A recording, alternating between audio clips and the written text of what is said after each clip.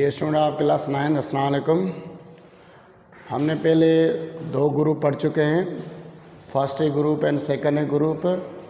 उनके बारे में हमने थोड़ा पढ़ा था आपकी किताब के लिहाज से। और ये टॉपिक चैप्टर नंबर 4 की है और पेज नंबर 67। आज जो हम ग्रुप पढ़ेंगे, जिस ग्रुप या जिस फैमिली की स्टडी करेंगे, वो है थर्ड ग्रुप, जिसको हम बोरान फैमिली भी कहते हैं। बोरान फैमिली इस वजह से बोलते हैं क्योंकि इसका पहला एलिमेंट बोरान है। यहाँ एक बोरान जो है ना अपनी मखसूस प्रॉपर्टी दिखा रहा है, उसी वजह से इनको बोला गया है बोरान फैमिली। तो इनको थर्ड ग्रुप क्यों बोला गया है? Because of the valency. जो भी एलिमेंट की ग्रुप्स बनाए गए हैं तो वो बनाए गए हैं with respect to electronic configuration, और पीरियड भी उस तरीके से बनाए गए हैं। तो इनका थर्ड ग्रुप क्यों आ रहा है? बिकॉज ऑफ द वैलेंसी की वजह से। इस ग्रुप में कौन कौन से एलिमेंट आते हैं और उनकी थोड़ी थोड़ी हम स्टडी करेंगे। क्या वो सारे मेटल होते हैं, क्या वो सारे नॉन मेटल होते हैं, तो ये स्टडी करेंगे। तो अगर इन ग्रुप की बात करें तो पहला इनका ग्रुप का आता है बोरान।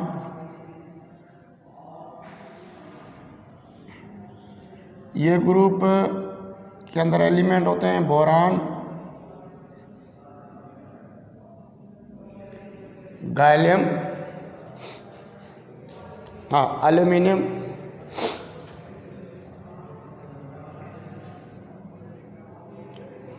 गैलियम, इंडियम,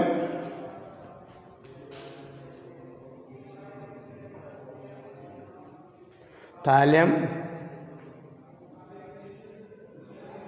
ये इनके अंदर एलिमेंट पाए जाते हैं। इनकी वैलेंस शेल की बात करें तो इनके लास्ट अगर हम बात करें बोरान की, तो बोरान का एटॉमिक नंबर क्या होता है? 5। इसका होता है 13। तो आपको एक बात याद होनी चाहिए, तो इनके अगर हम शेल के लिहाज से बनाएंगे तो पहले में आएंगे 2, दूसरे में क्या आएंगे 3, इसमें पहले में क्या आएंगे 2 और दूसरे में क्या आएंगे 8, तीसरे में आएंगे 3। तो अब देखो सारे एलिमेंट की अब इलेक्ट्रॉनिक कॉन्फ़िगरेशन लोगे या इनके शेल बनाओगे तो ये 3 3 बने। तो इनकी जो वैलेंसी है वो है +3 इनकी वैलेंसी आती है, एज वेल एज -3 भी आती है। -3 जैसे बोरान, ये तकरीबन सारे जो एलिमेंट है वो मेटल्स हैं, but one element is boron जो मेटलॉइड प्रॉपर्टी दिखाता है। माना अगर हम एल्यूमिनियम, गैलियम, इंडियम, थैलियम की बात करें तो ये इनकी प्रॉपर्टी मेटल वाली होती है, और बाकी इनका जो पहला एलिमेंट है वो प्रॉपर्टी दिखाता है मेटलॉइड की। तो बोरान इज अ मेटलॉइड।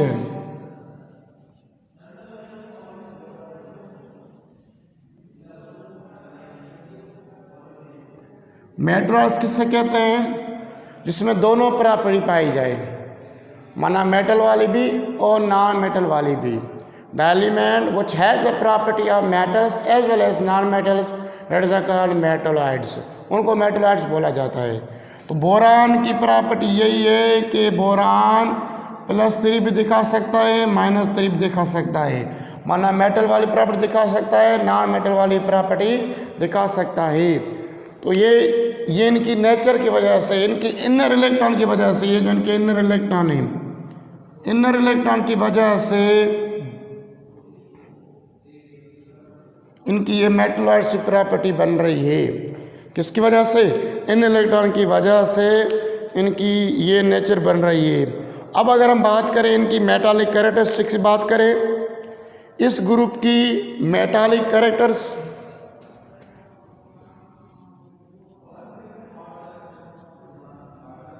मन आप कह सकते हो कि मेटालिक बॉन्डिंग, मेटालिक कैरेक्टर है थर्ड ग्रुप की इंक्रीज होती है फ्रॉम टॉप टू बॉटम।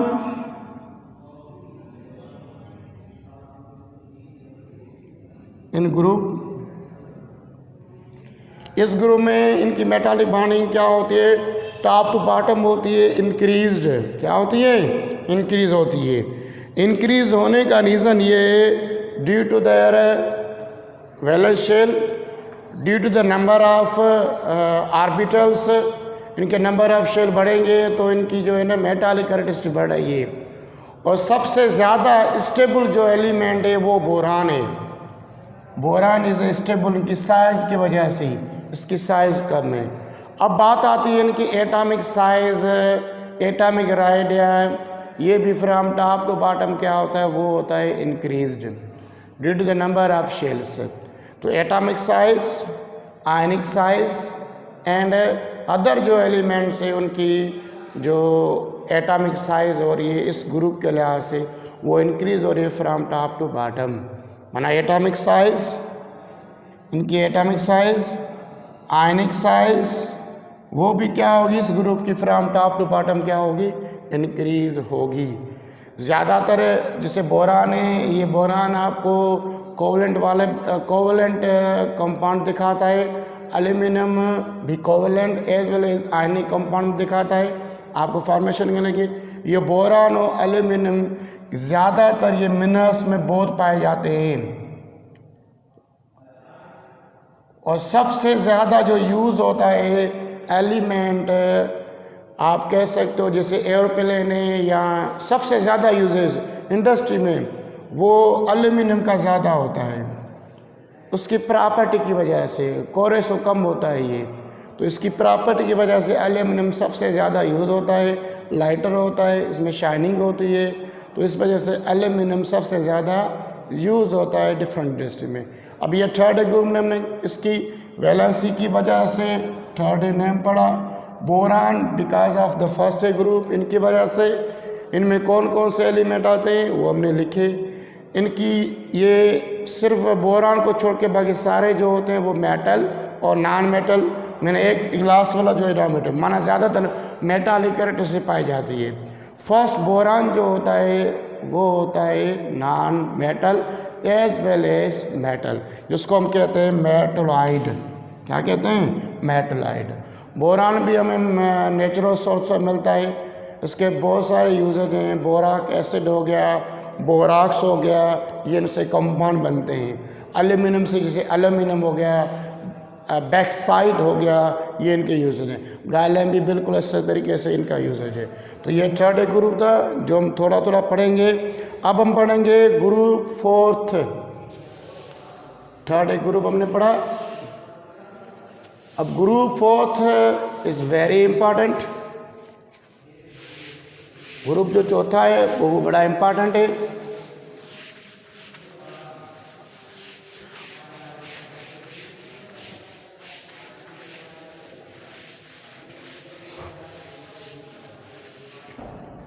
अब हम करेंगे ग्रुप फोर।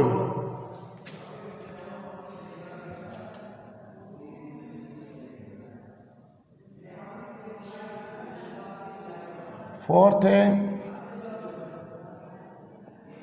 जिसको बोला जाता है कार्बन फैमिली। इसमें कौन कौन से एलिमेंट होते हैं कार्बन के लिहाज से, तो पहला एलिमेंट होता है कार्बन इस ग्रुप के लिहाज से।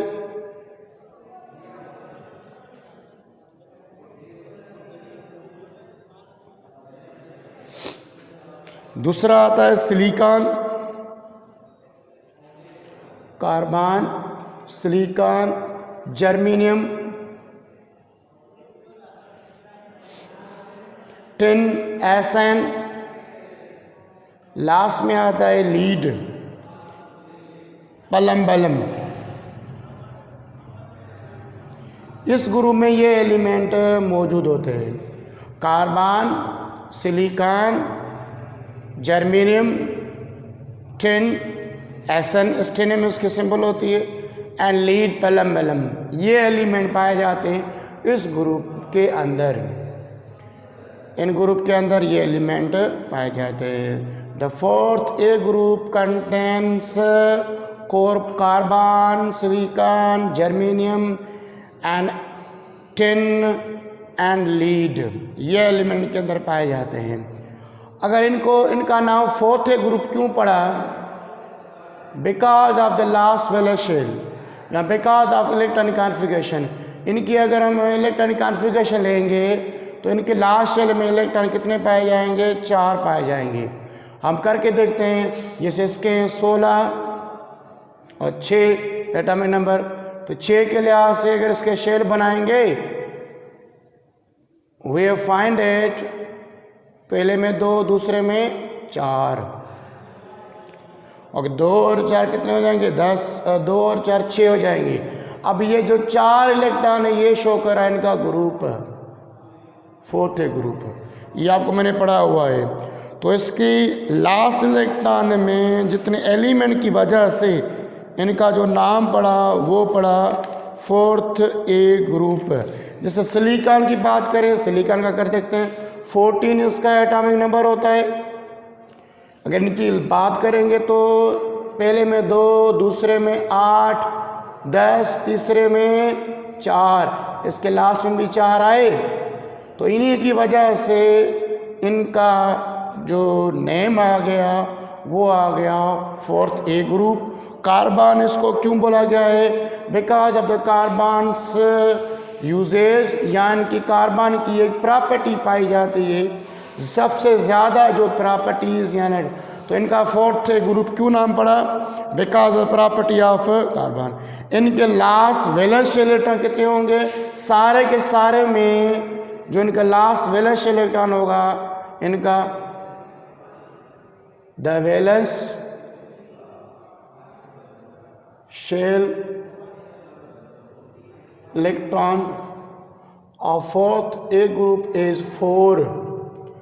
माने इन सारे एलिमेंट में जो वैलेंस इलेक्ट्रॉन पाए जाते हैं वो पाए जाते हैं क्या? कितना पाया जाता है? 4 इलेक्ट्रॉन पाए जाते हैं। और इसमें कुछ मेटल्स भी हैं, कुछ नॉन मेटल्स भी हैं। अब कौन से नॉन मेटल हैं, कौन से मेटल्स हैं वो पढ़ेंगे। तो कार्बन जो होगा, carbon is a non metal, वो भी आपको पता है कि कार्बन नॉन मेटल होता है। कार्बन नॉन मेटल की प्रॉपर्टी दिखाता है क्योंकि ये हमेशा इलेक्ट्रॉन को गेन करता है, मीन्स शेयरिंग में इनका जो चार्ज आती है ना, तो इसको कहते हैं कार्बाइड। माने इसके जो -4 होने की वजह से इनको नाम पड़ा नॉन मेटल्स। माना कार्बन जो है वो क्या है? नॉन मेटल है। क्या है? Non metal. कार्बन हो गया इसका नॉन मेटल। अब हम दूसरे की बात करें, जैसे हो गया silicon and germanium. Silicon and germanium ये होते हैं मेटोलाइड। जर्मेनियम एंड सिलिकॉन और मेटोलाइड से,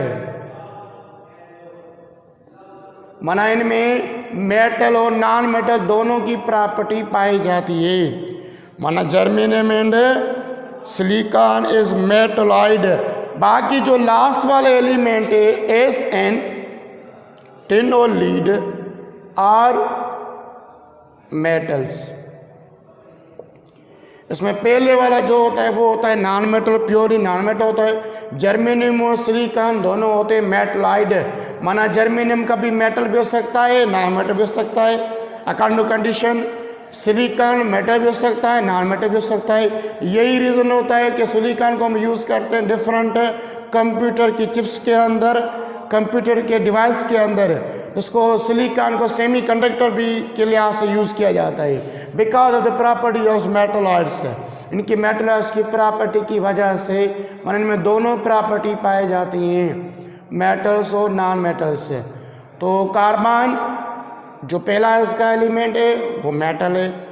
अगर हम बात करेंगे जर्मेनियम और सिलिकॉन की तो वो दोनों मेटलॉइड्स होंगे, माना मेटल्स और नॉन मेटल दोनों प्रॉपर्टी दिखाएंगे।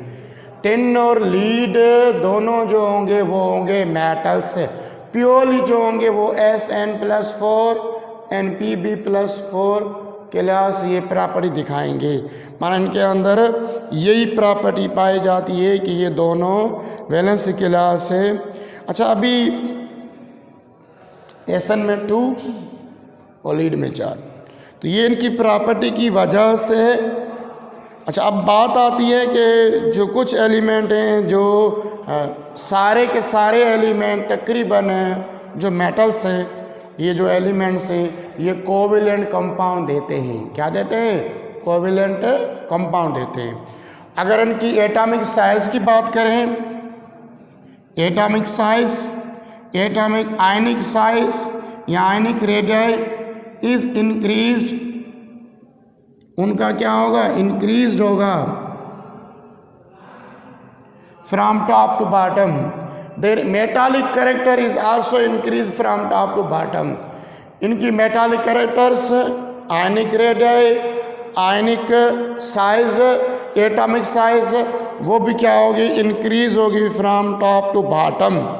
क्या होगी? Top to bottom. किस वजह से इनकी एटॉमिक साइज? क्योंकि नंबर ऑफ शेल इंक्रीज हो रहा है।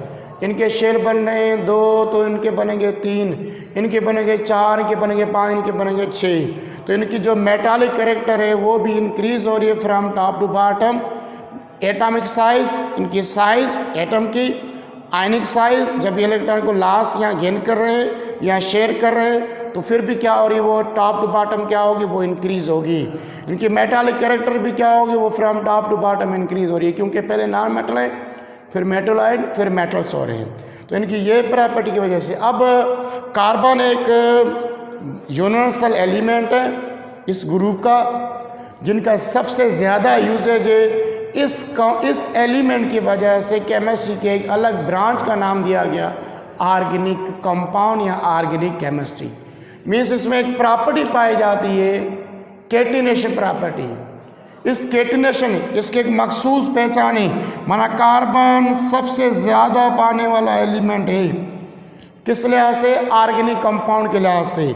माना कहेंगे जिसके अंदर कार्बन ज़्यादा होगा या कार्बन होगा तो उनको हम ऑर्गेनिक कहते हैं कंपाउंड, या हाइड्रोकार्बन कंपाउंड, उनको भी ऑर्गेनिक कंपाउंड बोला जाता है। तो कार्बन के अंदर कैटिनेशन प्रॉपर्टी पाई जाती है, ये खुद ब खुद लॉन्ग चेन बनाता जाता है। तो इसका मखसूस, इस एलिमेंट में, इस ग्रुप की मखसूस एलिमेंट पाई जाती है कैटिनेशन वाली। दूसरी इसके होते हैं allotropic form. Allotropic form, carbon is 3 allotropic form, पर 2 इसके मेजर है।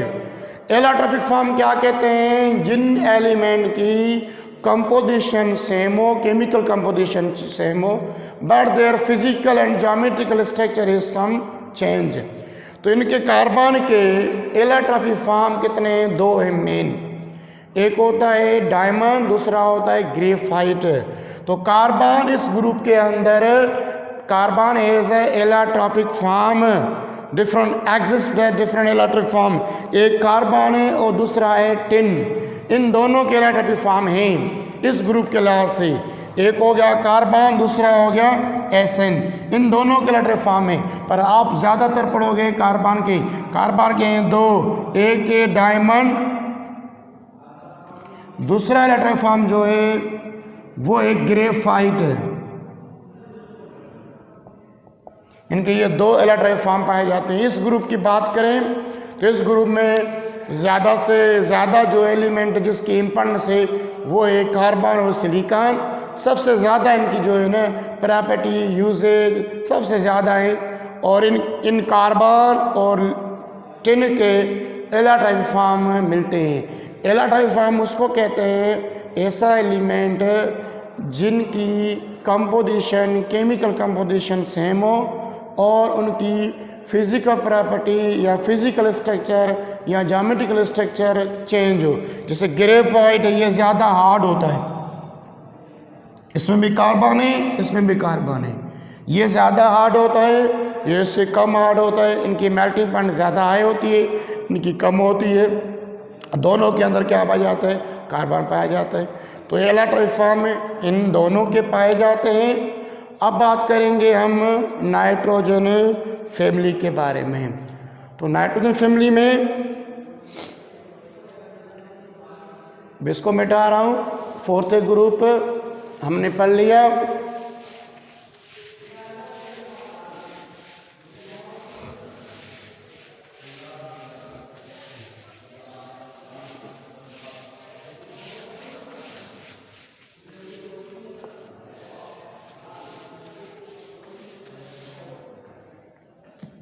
अब आएगा हमारा ग्रुप 5।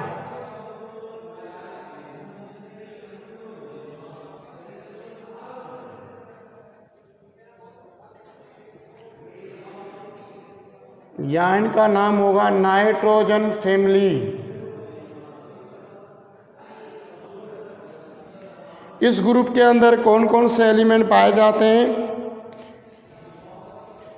नाइट्रोजन,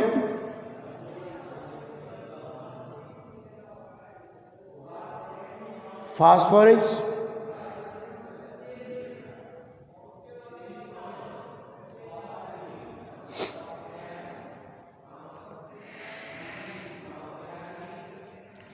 एस एरिसन,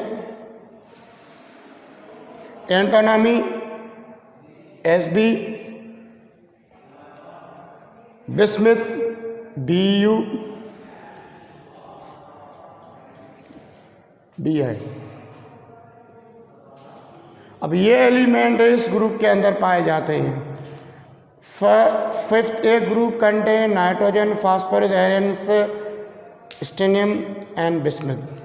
ये इनके एलिमेंट पाए जाते हैं। इन एलिमेंट में कौन से एलिमेंट मेटोलाइड हैं, कौन से एलिमेंट नॉन मेटल हैं, अब ये पढ़ेंगे। नाइट्रोजन एंड फास्फोरस ये दोनों होते हैं आर नॉन मेटल्स। इनकी जो अगर वैलेंसी की बात करें नाइट्रोजन के लास्ट में तो वैसे तो ये -3 और फास्फोरस भी -3 होता है। माना ये 3 इलेक्ट्रॉन को गेन कर सकते हैं या शेयरिंग ऑफ एनम। As and